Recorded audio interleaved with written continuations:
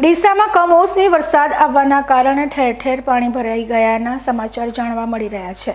નજીવા વરસાદમાં જો આવી પરિસ્થિતિ હોય તો વરસાદની ઋતુમાં કેવી પરિસ્થિતિ હોઈ શકે? ડીસા શહેરમાં કમોસમી વરસાદ આવવાના કારણે ઘણા વિસ્તાર જળબંબાકાર થઈ ગયા હતા, જેવા કે જલારામ મંદિર પાસે આવેલ રામદેવ મંદિરથી રિજમેટ રોડ ઉપર મેઇન રોડ પર તેમજ ગંજ બજારથી પાટણ તરફ જતા હાઈવે પર ઘૂંટણસમા પાણી ભરાઈ ગયા હતા। હજુ તો મિલીમીટરમાં વરસાદ પડ્યો છે ત્યારે આ પરિસ્થિતિ છે, તો ચોમાસામાં જ્યારે વધારે વરસાદ આવશે ત્યારે આ વિસ્તારોની પરિસ્થિતિ કેવી થશે તે વિચારીને પણ પરસેવો છૂટી જાય છે।